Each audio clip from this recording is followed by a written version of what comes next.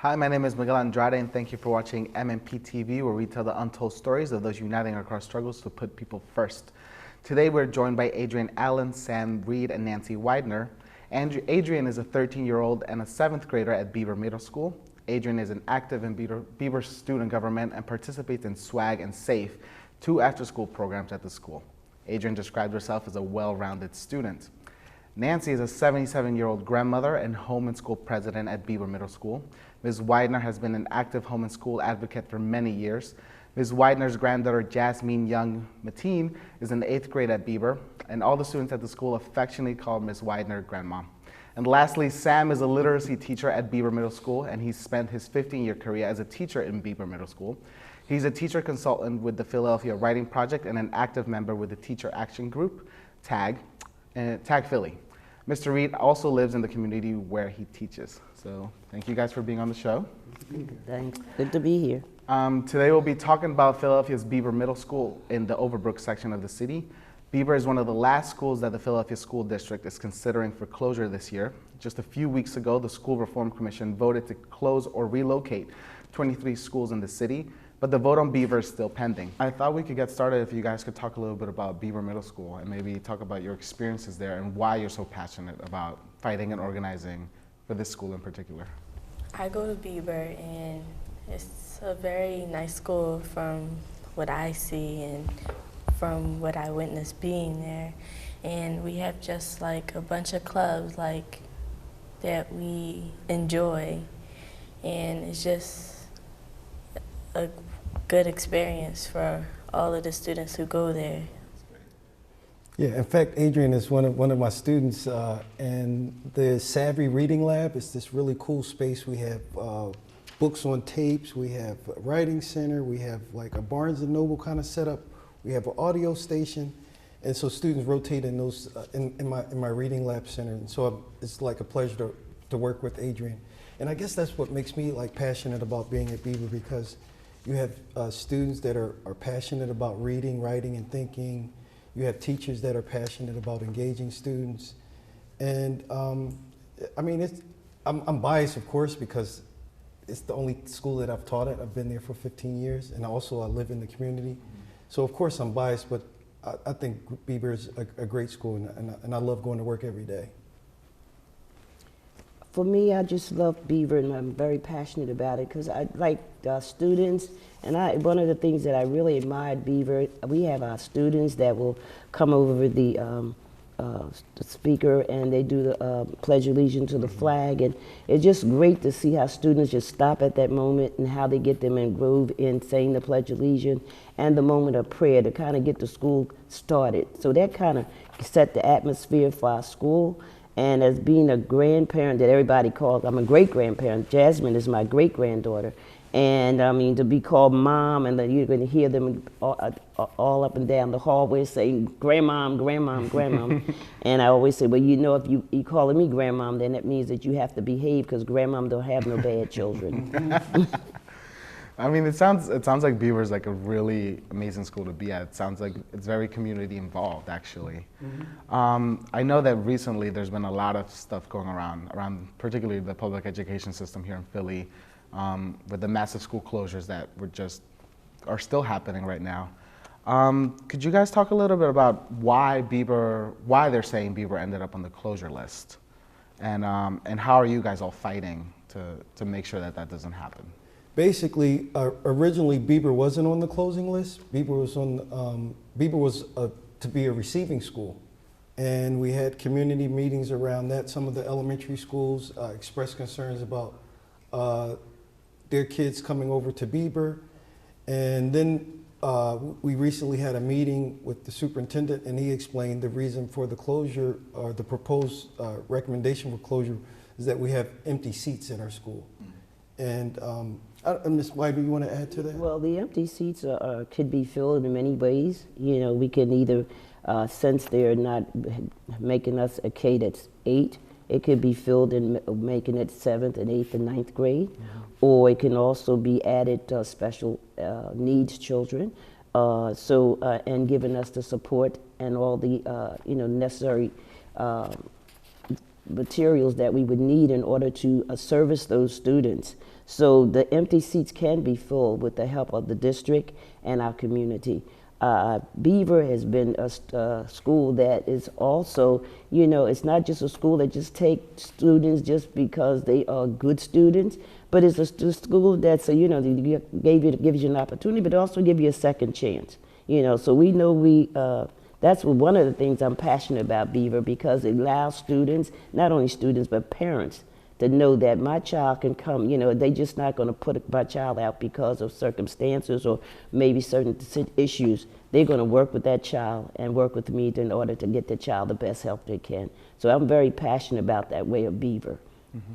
So one of the other things that I heard recently was that they were saying that Beeber hadn't made AYP in the last 3 years. What are you guys' thoughts on that? If you come into Beeber, you'll see the banners. We kind of like roller coaster. We're making AYP, so we made it a year, then we wouldn't make it, then we make it a year, just like a lot of other schools. Just like a regular so school. That was really disturbing when it went out in the media that we didn't make AYP, particularly for the teachers that, you know, did the hard work, and the students that did the hard work. What a dishonor.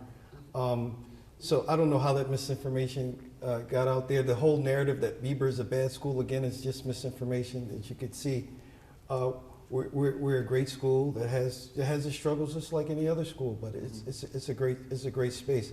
And another passionate part about making AYP is because we go to St. Joe's on Saturday morning from 9 to 12. Our students come out there, and those who are struggling have an opportunity to be on one-on-one to help them to be able to pass the PSSA. So I'm saying, you know, our school is a unique school. It's a family school. It loves its children. The teachers work very hard. Our principal is out there just encouraging the students. And you know, and it was sad that we was having a struggle as it was to change our school to K-8, and then all of a sudden to say closing, and then that means that we had to come back in and start all over again. How are we going to work this? So we are together with the parents, with the community, with the block captain, with our political and faith-based organization. We're in there because we are saying this is a school that you could be proud of, a middle school that is not only struggling to stay middle school, but we struggling because we have something to offer, not only just the community, but all over Philadelphia. So I want to flash forward a little bit into the future. Let's say, you know, hopefully this doesn't happen, but let's say Beeber does get closed. What are going to be the effects on the faculty, the students, and just the community in general? With students, it's going to be a shock, number one, and number two, we're put in the middle school for a reason, and so we can grow, and so we can mature to go to that high school that they're gonna put us in. So for us to be rushed and for us to get forced to go put into somewhere else that we're not familiar with, it's horrible. It's just. So yeah, again, I think we just look at it as this ecosystem. If this decision that you're making in one area is going to have these rippling effects, and I think they need to reconsider. And like what I said at our meeting that we had recently with Dr. Height, is that instead of hitting the pause button, they need to hit the redesign button. They need to come up with a better plan. And we've started that by presenting an alternative plan, which we could talk about later. And it also let us know by putting 7th and 8th graders into a high school setting, you are really you're speeding up their growth. You're not allowing them to grow a natural growth because they're going to be placed with young adult students of age like 15 to 21. And you're taking students like from 11 to 14 to put into a high school setting. And you're not allowing them to move in that atmosphere. It's a process, and they're not allowing them to be processed. And not only that, they're not even allowing the parents, nor the students to make a choice. They're telling them where they're going to go, and that's not fair, nor is it right. You know, so we are saying that as parents and as a community, we would like them to reconsider because they're not really being fair. And not only that, they didn't even give us enough time. They did a speed-up job on us so fast, but I'd like to say for the community and the parents, They have come together with the political people, and we are fighting, and we will continue to fight. And we're praying that when we get to the SRC, that they will realize that we have a great school and let us stay open for it.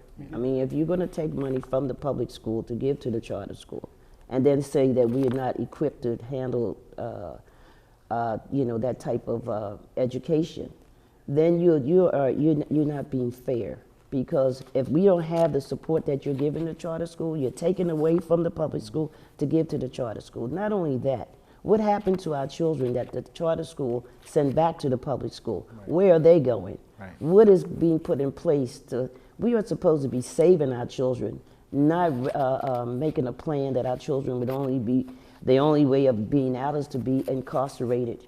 We want them to be educated, not incarcerated. We want them to go to Yale and not jail. So in order to do that, you can't just keep changing. I mean, because children just don't, even in raising children, you got to realize all children don't fit in the same mold. Right. So you can't just take a group of children and say they're going to fit here. It's a process. Mm-hmm. Sure, a lot of things can happen, but it's a process. It's just not overnight. And this is an overnight decision. Mm-hmm. As far as I'm concerned, the community, it's like, hey, I'm not going to send the 6th grade to Beeber, so now I'm going to just close Beeber and send 7th and 8th grade to a high school. You really didn't, you're not even thinking about the children. And you say to me and to the parents, it's about the children. I don't think so. Right.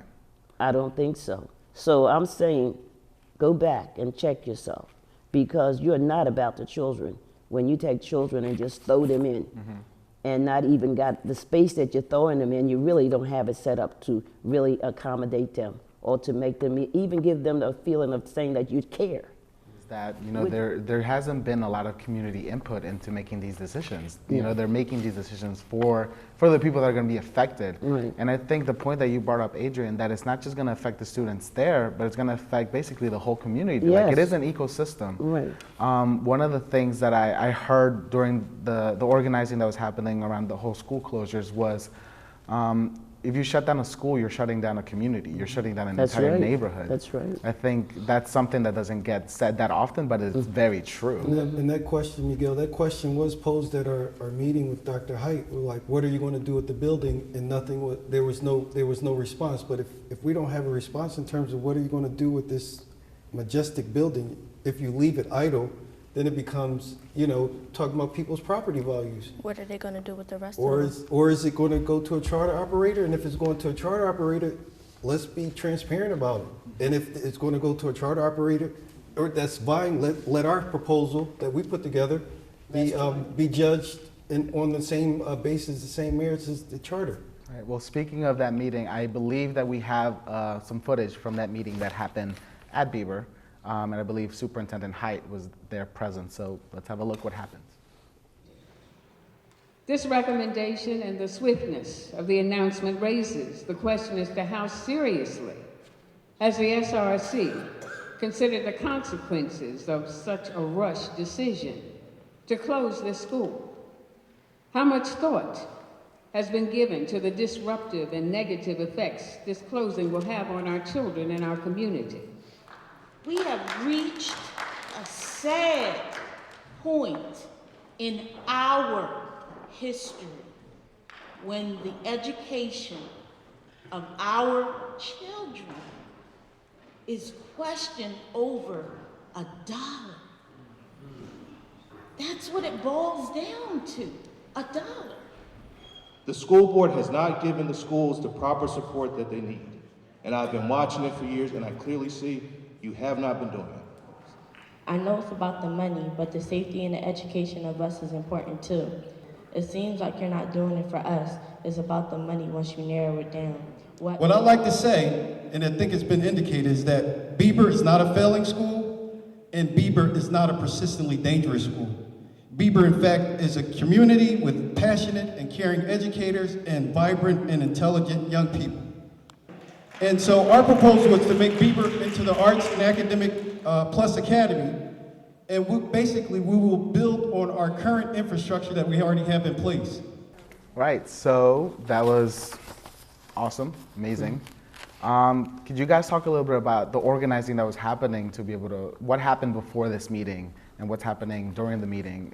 Just break it down for the people a little bit. Students were passionate about like keeping their school open because kids came, they wrote letters, they came out to the rally, and they really voiced their opinion. And I hope they go through with seeing there's people who care. They're not just gonna let them just go down and do whatever they want to us. They're gonna have to put up a fight for it. Right. I think this is important because a wide misconception is that students aren't really engaged or really care. So I think it's really important for people to hear you say that the students are caring and that the students are fighting back about that. So thank you for that. Yeah, my motto is kind of like teamwork makes the dream work. And so working with our students, working with our parents, working with our community members, I think it's although it's been this disruption, there's something good that's coming out of it. And I'm glad and I'm proud. I've really felt proud, particularly at the community meeting, just seeing all the galvanizing parents, students coming together. You know, the parents are really working. We are getting letters from parents and community people to send to our political organizations and to all the partners, and even up to the school district to let them know that we really don't feel that this is the right thing for them to do at this time or at any time. We need not only to keep Beeber open, but we need to keep all public school open. We need our public school, and the majority of those who are up there in those offices or making those decisions, they came through public school. So now what are you saying? Public school is no good and charter and the other schools are better? They are better because you've taken the money from the public school and give it to them.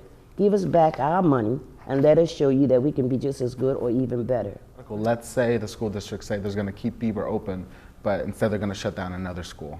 What would your guys' reaction be to that?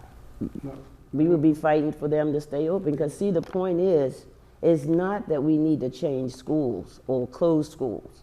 We need to keep school open and give them the support that they need to make their school better.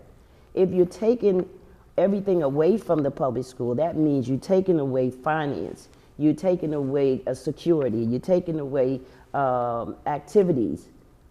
Then and you taking those activities and giving it to another school. So you're stripping that school from being able to stand on its own foot. Then you're going to say that, well, the seats are not full. I guess they're not, because you done took everything away from that public school and gave it to another school, and now you're saying send our students over to them. And that's not right. Give us what you gave them, and we'll show you. The public school has always been strong. Many of us today, I know all of my children came through public school, and they're lawyers and in the business of their own, and I know there's a lot of others. So you can't say that the public school doesn't work, because it's been working for centuries, years, okay?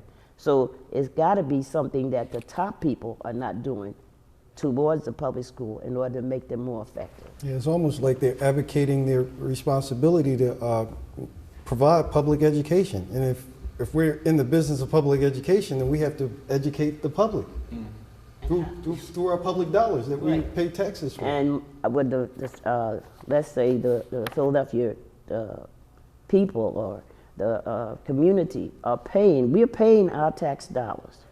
We're paying them so that our children can have afforded school that will educate them. Then you're going to say you're going to take out, you're not even going to ask it, you're just going to take it and give it to other schools and then say our public school is not fit, it's not adequate, it's not equipped, doesn't have the seat full. Well, they will be filled if you leave our money alone. Okay. So let's widen the scope to talk about the city of Philadelphia in itself and the struggle that's happening in public education that's been happening for years. What would you guys say are some of the key things of the organizing work that's happening at Beeber that you guys think should be shared and replicated across other schools? Yeah, so excellent question. Because Beeber had the benefit in a way that they asked for us to be closed at the last minute, but because of that, we got to see what was happening at other schools. So we got to see how Gompers organized, and we got to see how Overbrook organized, and we got to see how all these other schools organized. We got to see how PCAPS was influencing the decisions.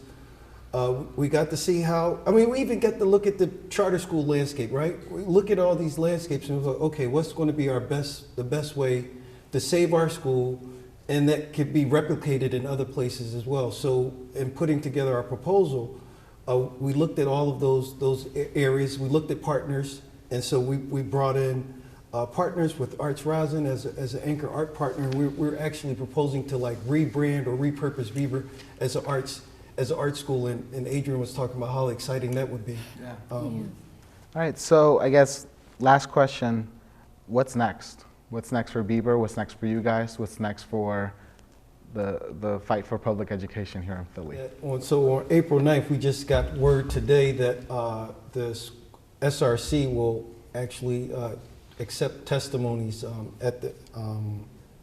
April the 9th, Monday, April the 9th at 6 o'clock.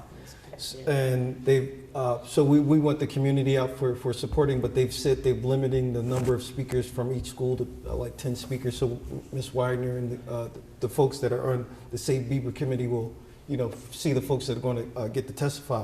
But we want a big crowd of support. But in addition to that, we've already put together a proposal. Now we're going to make meetings with SRC members. We've trying to set up appointments with our local council person, Curtis Jones. We've made appointments to meet with Lori Shore, the education director. And so basically it's doing that legwork that we're going to follow up with all our different stakeholders, and we're going to win this fight. I don't even want to call it a fight. We're going to win. We're going to win this. We're going to win this. Right, Adrian, this is your chance. You're going to be on TV right now. What do you want to say to the people right now? Please save our school. Show up to that meeting, please. We need your help. I think it's also important that it's not just that we need help, but we need people to organize and fight back, as you guys have clearly been showing. So I really want to applaud the amazing power that has been shown there. Can I say one more thing before you close? I would just like to thank the Gonford parents and organization that has been supporting Beeber, and also Cassidy and Overbrook Elementary School, because they've really been supporting us in all of our meetings and our rallies, and the Winfield Association. We were supposed to be at a meeting with them tonight, and we had to be here, so I want to let them know that we sure appreciate them and being supportive of us. And all those who have signed our petition, keep on signing them, because we're going to be sending them all next week too. So at M&P, we know that the struggle for education, healthcare, housing, and living wages are deeply connected, and that it's going to take all of us to ensure that people are put first in our society. Stay tuned at PhillyCam at MediaWorldAzing.org. I'm Miguel Andrade, and thanks for watching M&P TV. Thank you guys for being here so much. You're welcome. Thank you for having us.